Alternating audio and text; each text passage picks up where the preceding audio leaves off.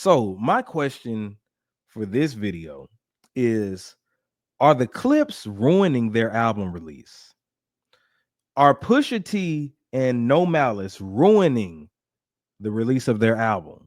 Now, the reason I'm asking this is because well, I'll say this, the hip hop community, the hip hop fans, we are all anticipating the latest release from the Clipse. Let God Sort Them Out has been getting hella publicity. The two singles they've been putting out have been great, catching steam. Pusha T has caused some controversy going at Travis Scott. They've been in the talks, you know what I'm saying, for the past 3 weeks. I could say that, right? From the release of their video singles, all this other stuff, right?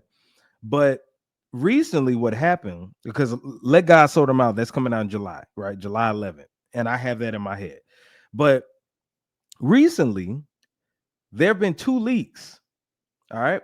The two leaks include Kendrick Lamar and Nas. Okay.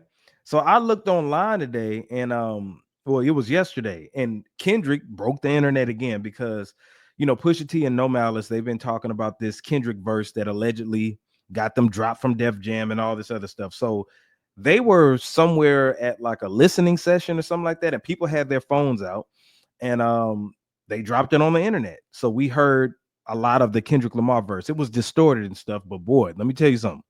I can't wait to hear the actual thing. It sounded real good to me, especially that he kept rhyming the gen words. Like he said something, I'm about to show up to your gender reveal, you my sons, and something like that. The verse is dope. I saw the Drake stands who are mad that Drake lost a year ago hating on it, but it sounded real good. The delivery sounded real good. It's called Chains and Whips. So I saw that, listened to it. I know some people didn't want to listen to it because they don't want to spoil it, but I heard that, and people kept calling it a leak, and I'm like, clearly the person who was filming it was people who had their phones out. Why would you have a listening session if you didn't want it to be leaked? All right. Then today I saw that there's a clip of a Nas record, Nas and Clipse record, right? So it, like, I was like, damn, like, what the hell? Are they trying to ruin their album release? Because the thing is, you're missing out on streams. You're missing out on streams because narratives can be pushed. Because I saw the Drake stands to oh, that Kendrick Lamar verse was trash, da da da. But the surprise is supposed to be when your album gets released. Isn't that what it's supposed to be? Imagine if we wait till July 11th and we see the official track list, and you got the Kendrick Lamar verse everybody's been waiting for. Their first time listening is going to be on the stream. People are going to listen to it to hate on it. People are going to listen to it to vibe with it, critique it, whatever. Why would y'all have it leak? And then the Nas record just leaked because LeBron James actually showed this in his story. LeBron James leaked the Nas verse in his story, right? So I was just like, damn, like at first I'm thinking like, are y'all trying to ruin your album release? You're missing out on streams, you're missing out on sales. This all could be done the day that y'all put this album out. It can help y'all go number one, all this other stuff. So what are y'all trying to do? Why y'all, it clearly don't look like it's a leak. But you know what I thought about? They're doing this on purpose.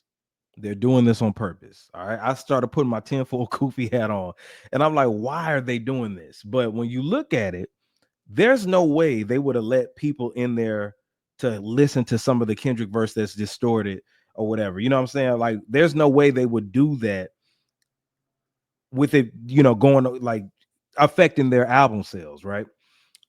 There's no way they would let this LeBron James, why did he leak it versus everybody else? This is all strategy. Now, I can't put my finger on exactly the strategy because I'm just like other people, like they're kind of ruining it. But what other surprises do they have on this project? What other surprises? Is it a whole verse? Is it a Jay-Z verse coming up? Are they going to work with somebody else? If we'd be like, damn, like what? Maybe they have a Tupac feature for all we know. I don't know, but it just seems kind of strategic to have the internet talking about this release. And how many? Let me see. We're 2 weeks out because it's not coming out this Friday, not next Friday. So it's like it's like 3 weeks out. So it's like, what other things do they have up their sleeves, right? They're doing these interviews. Like I said, Pusha T called out Travis Scott. So it has to be some type of method to the madness, But at first I was just like everybody else. I'm like, okay, they're ruining the release of this, but it seems like everything they've been doing has been chess moves. Talking about the Def Jam situation, how they ended up at Rock Nation, the Kendrick controversy behind that verse, and having people really want to listen to it and hear it. You know what I'm saying? Like it seems like I don't know. This seems like it's strategic, but also that it's taken away from the album. But I can tell you this. I'm looking forward to it still. I am, but I just want those brothers, since they're doing real hip hop that we all care about.